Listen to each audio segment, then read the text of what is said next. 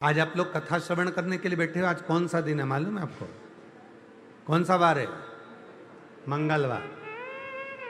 और आपको सूचना हो, सारी दुनिया में आज के दिन से सावन के महीने में मंगला गौरी व्रत प्रारंभ हो जाता है?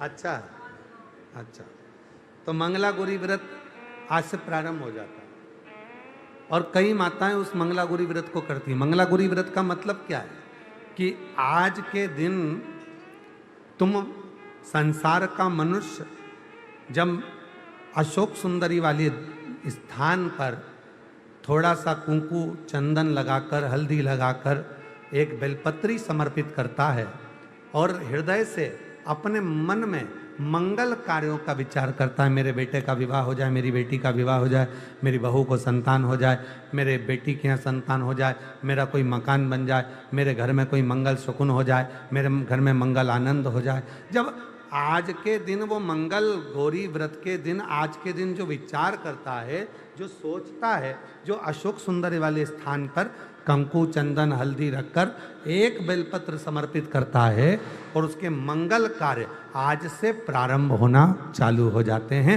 मंगला गौरी व्रत का प्रमाण ही यही है कि वो मंगल करना प्रारंभ कर दे, वो मंगल करना प्रारंभ कर दे।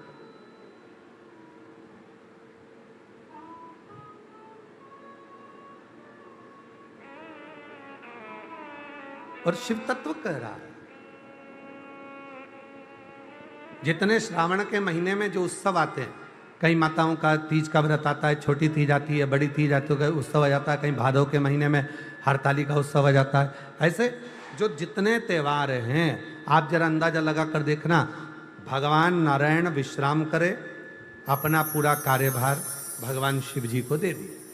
चतुर्मास में 4 दिन भगवान शंकर पूरे काम को संभालते हैं और जितने त्यौहार पूरे साल में नहीं आते, उससे ज़्यादा त्यौहार ये 4 महीने के अंदर आ जाते हैं, 4 महीने के भीतर आ जाते हैं। इन 4 महीने में इतने त्यौहार क्यों आते? क्योंकि देव अधिदेव महादेव का ये पावन चरित्र कहता है कि मेरे उपासक, मेरी साधना करने वाले, मेरा उपास करने वाले, मेरा व्रत करने वाले, मेरा नियम धारण करने वाले, जब श्रावण से 1 लोटे जल का, 2 लोटे जल का कोई नियम बना लेता है और मेरी साधना करना प्रारंभ कर देता है, तो उस पर 33 कोटि देवता अपनी कृपा बरसाना प्रारंभ कर देते हैं, अपनी दया करना प्रारंभ कर देते हैं, करुणा करना प्रारंभ कर देते हैं। पर कथा कहती है कि भगवान के भजन में, भगवान के स्मरण में, शिव की साधना में, शिव की भक्ति में दिखावे की जरूरत नहीं होती। चरित्र, ज्ञान और व्यवहार, क्या क्या चीज है? पहले नंबर पर है चरित्र, जम के बोलो क्या है? चरित्र। दूसरे नंबर पर है ज्ञान, बोलो क्या है? ज्ञान। और तीसरे नंबर पर है व्यवहार। इन 3 चीजों की कभी नकल नहीं होती। चरित्र की नकल नहीं होगी, पर कथा कहती है कि नकल मत करो पर चरित्रवान बनो। अगर हम किसी को चरित्रवान देख रहे हैं, हम चरित्रवान देख रहे हैं कि हाँ ये चरित्रवान है, अच्छा है, हम सोचे कि जैसा वो है वैसा हम बन जाए, ना ना, नकल के चक्कर में तो कहीं ना कहीं काम बिगड़ जाता है। कक्षा 8वीं का पेपर था, एक के पीछे एक बच्चे बैठ गए, लिखने को आ गया दिल्ली की सबसे बड़ी मीनार का नाम लिखो। आगे वाले ने लिख दिया दिल्ली में कुतुब मीनार है, पीछे वाले ने आगे वाले का देखकर लिख दिया दिल्ली में कुतिया बीमार है। तो नकल तो कहीं ना कहीं गड़बड़ कर जाती है। तो शिव पुराण की कथा कहती है, भगवान का पवित्र चरित्र कहता है, शिव तत्व कहता है कि एक चरित्र, दूसरा ज्ञान और तीसरा व्यवहार, इनमें नकल नहीं होती। आप चरित्र देखकर दूसरे की आप सोचें कि मैं इसकी नकल कर लूं, जैसा ये चरित्रवान है वैसा मैं हो जाऊं, बहुत मुश्किल, बहुत मुश्किल।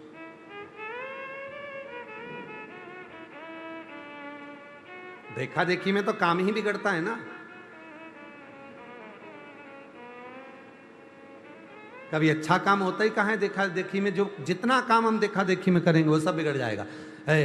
होता एक माताजी ने एक व्रत रख लिया पड़ोसन को देख। पड़ोसन ने व्रत रखा था ऐसा व्रत कि मैं पानी नहीं पीऊंगी, ना भोजन करूंगी, ना कुछ ग्रहण करूंगी। अब उसको देखकर एक माताजी ने व्रत रख लिया और उनको था ब्लड प्रेशर, शुगर, और मालूम पड़ा व्रत तो करा, साथ में वो पहुंच गई हॉस्पिटल। और मेरी जीजियों, कई बार ऐसा होता है, कई माताएं हमसे पूछती हैं, गुरुजी आप हमारे यहाँ कथा करने आए हो और इतनी बड़ी पुराण हमारे यहाँ हो रही है, तो हम भी सोच रहे हैं कि व्रत रख लें 7 दिन का, 5 दिन का। तो हम उनसे कहते हैं तुम तो बकरी जैसे करो पर शिव पुराण सुनो।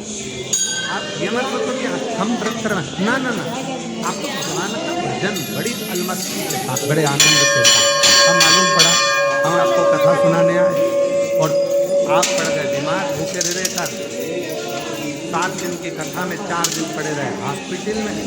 महाराज सुनाते रहे क्या फायदा हुआ?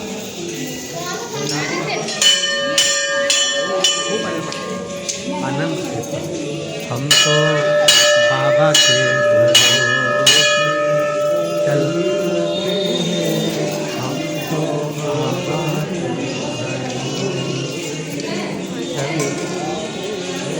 ये दुनिया वाले चलते हैं, ये दुनिया वाले चलते हैं, हम तो बाबा के भरोसे चलते, हम तो बाबा के भरोसे चलते, डमरू वाले के भरोसे चलते हैं, सीहोर वाले के भरोसे चलते हैं, काशी वाले के भरोसे चलते हैं, हम तो बाबा के भरोसे चलते हैं, हम तो बाबा के भरोसे चलते हैं। तो चरित्र की नकल नहीं होना चाहिए, ज्ञान की नकल नहीं होना चाहिए और व्यवहार की नकल नहीं होना चाहिए। चरित्रवान बनो पर नकल मत करो। एक बार कथा सुनाई थी, आप लोगों के स्मरण में होगी। एक लड़की ने भगवान से प्रार्थना करी, मेरी जहां साथी हो वहां मेरी सास जरूर मिले। पर जितना सोच के बैठते हो उतना कभी नहीं होता। कृपा करना बाबा भोलेनाथ, मेरी जहां शादी हो वहां मेरी सास मिल जाए। जहां शादी हुई वहां सास ही नहीं थी।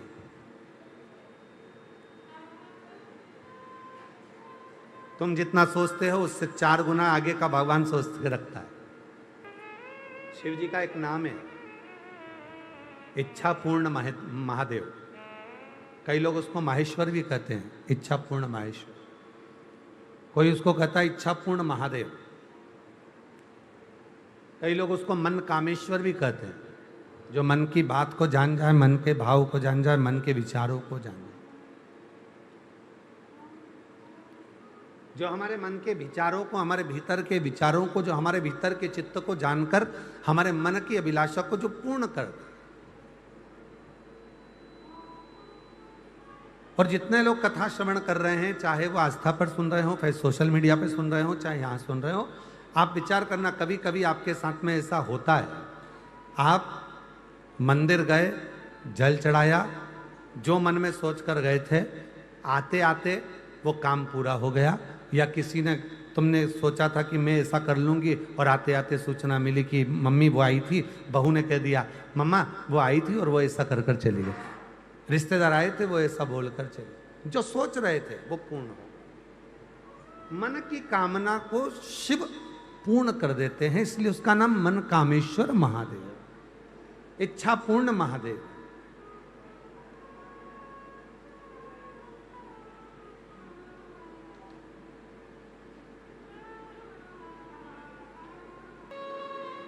पिताजी अपनी बेटी को केवल एक साड़ी या सूट देकर नहीं भेजते हैं। जब ससुराल भेजते हैं मायके से, तो साड़ी और सूट के साथ 100-500 रुपए का लिफाफा भी रख कर देते हैं। वो एक्स्ट्रा है। साड़ी सूट अपनी जगह पर, सामान अपनी जगह पर। शिव शंकर शंकर उगड़दानी उगड़दानी। शिव करुणा सागर, शिव दया सागर, शंकर करुणा की मूर्ति, शंकर की दया की मूर्ति। शिव करुणा की मूर्ति, शिव दया की। तो चरित्र, ज्ञान और व्यवहार, इन तीनों का दिखावा कभी नहीं होता, इनकी नकल नहीं होती। चरित्र की भी नकल नहीं होती, चरित्रवान बनना पड़ता है। ज्ञान की कभी नकल नहीं होती। कोई ज्ञानी है तो तुम सोचो कि मैं भी ज्ञानवान बन जाऊं और मैं भी इतना विद्वान बनकर मैं भी इनके जैसा, भले तुम उसके जैसे कपड़े पहन सकते हो, आप उसके जैसा स्वरूप बना सकते हो, आप उसके जैसे कपड़े धारण कर सकते हो, आभूषण पहन सकते हो, आप उसके जैसा बाल सेटिंग कर सकते हो, आप उसके जैसा बना सकते हो अपने स्वरूप को, पर उसके ज्ञान के जैसा ज्ञान नहीं आ सकता, उसकी नकल नहीं कर सकता। चरित्र की नकल नहीं होती, ज्ञान की नकल नहीं होती। और तीसरे नंबर पर है व्यवहार। व्यवहार की नकल नहीं होती। मोहल्ले की जितनी जितनी माताएं हैं, जब घर में सास रहती है तब वो आती हैं। कई बहुएं रहती हैं तो वो नहीं आती हैं, बेटियां होती हैं तो भी नहीं आती हैं। अब कई लोग कहते हैं मम्मी वो पड़ोस की आंटी तो तुम रहती हो ना जब ही आती हैं, तो पड़ोस की आंटी से पूछो क्यों बेटा वो क्यों नहीं आती, तो पड़ोस की आंटी कहेगी तेरी सास का व्यवहार अलग है, तेरा व्यवहार अलग है।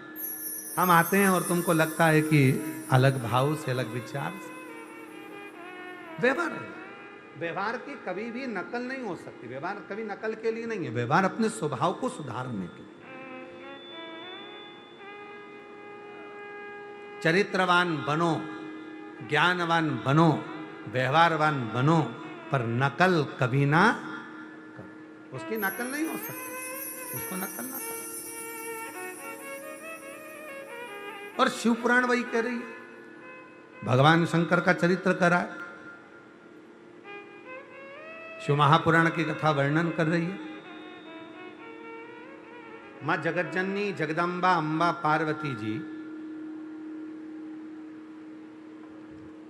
माता अंबा जगदम्बा जगतजननी पार्वती जी, जब भगवान देवादिदेव महादेव के श्रृंगार कर रही थी,